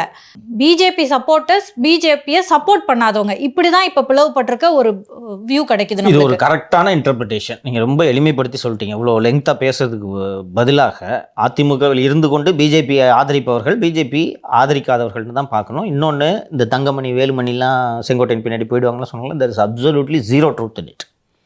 திரு தங்கமணி அவர்களோ திரு வேலுமணி அவர்களோ திரு முனுசாமி அவர்களோ நீங்கள் வேறு எந்த அதிமுக மூத்த தலைவரையும் எடுத்துக்கொள்ளுங்கள், சின்னதாக இது கூட இல்லை. இன்னும் அண்ணன் இப்படி பேசியிருக்க வேண்டாம் செங்கோட்டையன் அப்படின்ற வருத்தம் எல்லோரிடமும் இருக்குது. இது விரைவில் சரி செய்யப்படும்ன்றதுல எனக்கும் சந்தேகம் இல்லை. இப்போ சார் பிஜேபி திமுக கூட கூட்டணி வைக்கலாம் அப்படின்னு முடிவு பண்ணுறாங்கன்னு வைங்களேன், இதே நெருக்கடி தான் கொடுப்பாங்க. அப்போ அதை திமுக எப்படி ஹேண்டில் பண்ணுவாங்க? தப்புன்னு காலை விழுந்துருவாங்க, காலில் விழுவாங்களாங்க சார்? எனக்கு ஒரு பார்வை இருக்கு. இல்லை குய்யோ முயோன்னு கத்தி இங்கே பாருங்க எங்களுக்கு பிரச்சனை பண்ணுறாங்க திமுகவுக்கு பிரச்சனை பண்ணுறாங்கன்னு சொல்லிட்டு மக்கள் மன்றத்தில் எடுத்துகிட்டு போக மாட்டாங்களா சார்? அது ஒரு நல்ல லீடர் செய்கிறது. இவர் வெள்ளை கூட எடுத்துகிட்டு ஏர்போர்ட்டுக்கு போவார். நான் சொல்கிறேன் பாசிச பாஜக ஒழிக அப்படின்ட்டு வீட்டு வாசலில் கையில் கோபாக் மோடியோட போர்டு பிடிச்சிட்டு குடும்பத்தோடு நின்னாங்களா இல்லையா? நின்னாங்க. பிரதமர் அவர்கள் தமிழகம் வருகிறார் என்றால் யாரோ ஒரு மூத்த அமைச்சர் போய் புரோட்டோகால் படி வரவேற்கணும் என்பது இயல்பு. முதலமைச்சர் போகிறதுனா கூட போகலாம், ஏன்னா அவர் பிரைம் மினிஸ்டர். உங்களுக்கு பிடிக்கலன்றதுக்காக அவர் பிஎம் இல்லாமல் போயிட மாட்டார். வெள்ளை கூட எதுக்கு எடுத்துகிட்டு போனீங்க சொல்லுங்கள்? உலகத்தில் எங்கேயாவது பீடா கடைக்காரன் தான் எனக்கு தெரிஞ்சு கலர் கலராக கூட வைப்பான், இல்லைனா வெள்ளை கலரில் வைப்பான். எதுக்கு வெள்ளை கூட எடுத்துகிட்டு போனீங்க? எதற்காக 2 முறை உதயநிதி சென்று பிரதமரை பார்த்தார்? அது மாதிரி பின்னாடி எல்லா வேலைகளும் பார்ப்பாங்க. நேரடியாக பிஜேபியோட கூட்டணி வைக்கிறதுன்றது, நேரடியாக பிஜேபியோட கூட்டணி வைத்தால் அது தற்கொலைக்கு சமம் என்பது பிஜேபிக்கும் புரியும், திமுகவுக்கும் புரியும். நெருக்கடியை திமுக கொடுக்க மாட்டாங்க. உங்களுக்கு என்னங்க வேணும்? பார்லிமெண்ட்டில் சிக்கல்னா சப்போர்ட் வேணும், நாங்கள் தான் கொடுக்க. அண்ணன் ரெடியாக இருக்கேன்ல, அப்புறம் என்ன? அவங்க குடும்பத்துக்கு பிரச்சனை வரல, குடும்பத்துக்கு பிரச்சனை முதல்ல போய் காலில் விழுவாங்கம்மா. இது இன்டர்நேட்டரில் திமுகவின் டிஎன்ஏவிலே இருக்கிறது. எமர்ஜென்சியில் கட்சிக்காரன் பூரா போட்டு அந்த அடி அடித்தாங்க, முடிஞ்ச உடனே கூட்டணி வைக்கல இந்திரா காந்தி கூட. நேருவின் மகளே வருக, அப்புறம் என்ன? நிலையான ஆட்சி தருக சொல்லல. நிலையான ஆட்சினா என்ன? எங்களுக்கு நிலையான ஆட்சி. ஆமாம், மீண்டும் கலைச்சிடாதீங்க அப்படின்னு சொல்லிட்டு பெத்த புள்ளைய போட்டு ஜெயிலில் போட்டு அடித்தாங்க. குறைந்தபட்ச கோவம் இருக்கணுமா? ஆமாம். சிட்டி பாபு இல்லைன்னா உங்கள் பையன் கதின்னா உள்ளல. ஆனால் அதிமுக சண்டை போட்டுருக்கு, கண்ணு கட்டிய தூரம் வரை எதிரிகளே இல்லை. அந்த அம்மா சண்டை போட்டிருக்கு. இது ஏடிஎம்கே டிஎன்ஏல இருக்கிறத நான் பார்க்குறேன். இவங்களும் நான் கேட்டேன் ஒரு தலைவர்கிட்ட, எங்கே பிப்ரவரி 2023 கேட்டேன். அப்போலேருந்து இவங்ககிட்ட பேசிகிட்டு இருக்கு தான், சார் பிஜேபி கைட்டி விடுங்க சார், பிஜேபி கைட்டி விடுங்கன்னு சொல்லிட்டு இருந்தேன். அப்போ ஒருவேளை கண்டிப்பாக நெருக்கடி கொடுப்பாங்க. அப்போ நீங்கள் சண்டை போடுவீங்களா சார்னு கேட்டால் சண்டை போடுவோம் சார். 2 கோடி தொண்டர்னு சொல்கிறோம், ஒரு 50 லட்சம் இருக்க மாட்டாங்களா சார்? கூட்டு ரோட்டில் இறங்குறோம் சார், சண்டை போடுவோம் சார். அதெல்லாம் கட்சி சண்டை போடும் சார். அது மாதிரி ட்ரெயினான கட்சி இது. கட்சிக்கு ஒரு பிரச்சனைனா எப்படி ஹேண்டில் பண்ணுன்றது எங்களுக்கு தெரியும், தொண்டர்களை தயார்படுத்தி வச்சுருக்கோம். அதுதான் எடப்பாடி பண்ணுவார்னு நான் நம்புறேன். எப்போவுமே கிரைசிஸில் தான் சார் வளர முடியுமே. ஸோ அப்படி இருக்கும்போது இப்படியான ஒரு கிரைசிஸ் அவங்க ஹேண்டில் பண்ணாங்கன்னா இன்னும் ஸ்ட்ராங்காக நிற்பாங்க சார். அந்த ஃபைட் நேருக்கு நேர் வந்ததே இல்லை. நான் அப்படி பார்க்குறேன். நீங்கள் எல்லாம் திரைமறைவில் நடக்கும். எடப்பாடி வேணான்னு சொல்லுவார் கூட்டணி, இல்லை சேர்த்துங்க பிஜேபி தரப்பில் சொல்லுவாங்க. ஒரு போல்டான ஸ்டேட்மெண்ட் ஏடிஎம்கே தரப்புலேருந்து வரவே இல்லை. இப்போ மோடியா லேடியான்னு சொல்லிட்டு செல்வி ஜெயலலிதா அவர்கள் கேட்டாங்க. அந்த மாதிரியான ஒரு தருணம் அதிமுகவுக்கும் பாஜகவுக்கும் எப்போ வரும்னு எதிர்பார்த்து காத்துட்ருக்கேன். வரும்போது தான் இங்கே அந்த திமுக பாஜக எதிர்ப்பு அமைதியாகி அதிமுக பாஜக மேலோங்கும் மைனாரிட்டிஸும் அப்போ தானேப்பா நம்புவாங்க. ஆமாம், சும்மா நீங்கள் விளையாட்டு காட்டிட்டு பூச்சாண்டி காட்டிகிட்டு இருக்கீங்க. நீங்கள் எப்படி நம்புவாங்க? இவர் திரு பழக்கருப்பையை கூட நம்ம சேனல் கொடுத்த நேர்காணலில் அதை சொல்லியிருக்காரு இல்லைங்களா, வலுவாக இறங்கி அடிக்கணும்ன்ட்டு. என்னென்னா ப்ராக்டிக்கல் டிஃபிகல்ட்டிஸை சொல்கிறேன். இவர் மேலே மட்டும் கேஸ் இல்லை, எத்தனை பேர் மேலே இருக்குன்னு தெரியும். எல்லோரும் இவர் மாதிரி இருப்பாங்களா? எதுக்குண்ணே சமாதானமாக போயிடலாண்ணே இடி வருன்றாங்கண்ணே இப்படி தான் இருப்பாங்க. ஸோ எல்லாத்தையும் பேலன்ஸ் பண்ணாலும் ஒரு லீடரு பேலன்ஸ் பண்ணுவாங்க. நாங்கள் இன்னொன்று இதுக்காக பயந்துக்கிட்டு போய் நீங்கள் பிஜேபி கூட கூட்டணி வச்சாங்கன்னா first he's not a leader. அது ஒரு ஒரு ஒரு ஒரு சூசைடல் மூவ் அப்படின்ட்டு தான் நம்ம அதை புரிஞ்சுக்கணும். இப்போ சார் இபிஎஸ் இப்போதைக்கு நம்ம சரி பத்திரமா இருக்கணும் அப்படின்றதுக்காக ஒரு வேளை கூட்டணி வச்சா இன்னும் 5 வருஷத்தில் எப்படியா இருந்தாலும் உடச்சிருவாங்க சார். இப்போதைக்கு நமக்கு சப்போர்ட் பண்ணால் போதுன்ற முடிவைத்தானே பன்னீர்செல்வம் எடுத்தார். ஸோ இபிஎஸ்க்கு ஓபிஎஸோட நிலைமை வரும் ஃப்யூச்சரில். அது ரொம்ப சீக்கிரமாகவே வரும்.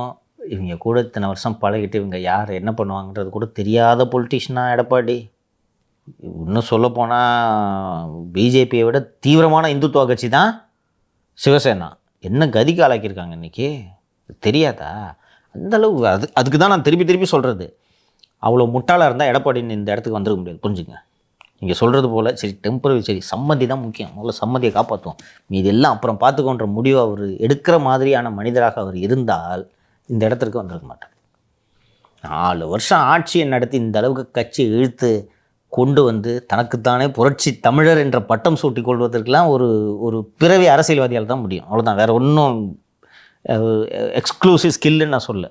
ஒரு கடைந்தெடுத்த அரசியல்வாதிக்கான எல்லா இலக்கணமும் இவருக்கு இருக்குது. Is making the right choice.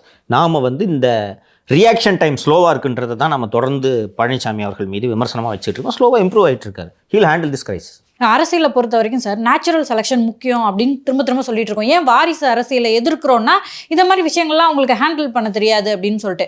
So இப்படி ஒரு சண்டை போட்டு நேச்சுரல் செலெக்ஷனாக இபிஎஸ் வரது தான் தமிழ்நாட்டுக்கும் நல்லது சார். அவர் already he is the natural selection for ஏடிஎம்கேன்னு தான் நான் பார்க்குறேன். ஏம்மா கொஞ்சம் கம்பேர் பண்ணி பாருங்கள். வெல்லமடி வியாபாரிமா அவர். ஆனால் 3 முறை முதல்வர்னு சொல்கிறாரு. 3 முறை முதல்வர் தான் பன்னீர்செல்வம். 3 முறை முதல்வராக இருந்து உங்களால் இதை தக்க வச்சுக்க முடியல தானே? 3 முறை முதல்வர் என்ன மக்களை சந்திச்சு அதன் மூலமா அவர் முதலமைச்சர் ஆனாரா? அப்படி கிடையாது. இல்ல அம்மா கையில கொடுத்துட்டு போறாங்க, முதலமைச்சர் ஆகுறாரு. ஸோ திரும்பி வந்தோடனே இந்தாங்க அப்படின்னு சொல்லிட்டு கொடுக்குறாருன்னா அதே ஆட்டிடியூடு தானே பிஜேபி கிட்டே வருது. இந்தாங்க அப்படின்னு கொடுக்குற ஆட்டிடியூடு. கரெக்டுமா. நிதிஷ்குமார் பீகாரில் நடுவில் ஒரு வாட்டி ஒரு வேலை பண்ணார், ஞாபகம் இருக்கா? மான்ஜின்ற இன்னொருத்தர் டெம்பரரியாக சிஎம் போஸ்ட்டில் உட்கார வச்சார். அந்த ஆளை கூப்பிட்டு இதே மாதிரி ரிசைன் பண்ணும்போது பண்ண முடியாது போயான்ட்டார் தெரியுமா? அந்த அமைதிப்படை படம் மாதிரி தான். உட்கார்ற வரைக்கும் தான். ஒன்ஸ் உட்காந்துட்டாங்கன்னா நீ அவ்வளோ ஈஸியாக. செல்வி ஜெயலலிதா அவங்க கிட்ட கூட இந்த மாதிரி நீங்க செய்ய முடியாது, போங்கன்னு சொல்ல முடியாது. பிஜேபி கிட்ட சொல்லலாம்ல. பட் 2 பேர்கிட்டையும் இவருக்கு இந்த ஆட்டிடியூடு தான் வருது அப்படின்ற மாதிரி. பிறவியில் பன்னீர்செல்வம் தலைவர் அல்ல, அடிமையாகத்தான் இருக்கும். அவ்வளோதான். இதில் ஒன்றும் பேசுறதுக்கு வேறு எதுவும் இல்லை. ஒருவேளை சார் இந்த மாதிரி இலையை ஃப்ரீஸ் பண்ண போகிறோம், அதுக்கு மேலே இந்த மாதிரி இடி ரைடெல்லாம் கொடுத்து இவங்க ஸ்ட்ரெஸ் பண்ணாங்க, கண்டிப்பாக பிஜேபியோட கூட்டணி வைக்கணும்னு சொல்லிட்டு சொல்கிறாங்க. ஸோ இதை மாதிரி நம்மளுக்கே சொல்லுங்களேன், நம்மளுக்கு எவ்வளோ நெருக்கடி கொடுக்கப்பட்டுச்சு அந்த டைம்லலாம். இப்போ பார்க்கும்போது மக்கள் கூட நிற்கிறாங்க அப்படின்னு புரிஞ்சுக்க முடியும். ஸோ இதே உளவியலில் மக்கள் கண்டிப்பாக ஏடிஎம்கேவோட நிற்பாங்க. நெருக்கடி நிலைக்கு பிறகு நடந்த மக்களவைத் தேர்தலில் திமுக காங்கிரஸ் 20 சீட்டில் நின்று போட்டியிட்டு வெற்றி பெற்றார்கள். அந்த அடிப்படையில் கருணாநிதி என்ன சொல்கிறாருன்னா, எம்ஜிஆர் வச்சு கழிச்சு விடுங்க, திருப்பி நம்ம இதே கூட்டணியில் வச்சு ஜெயிச்சுக்கலான்னு. எனக்கு தெரிஞ்சு ஒரே ஒரு முறை சட்டப்பேரவை தேர்தலில் திமுகவும் காங்கிரஸும் சரி பங்கு எண்ணிக்கையில் நின்றது அப்போது தான்.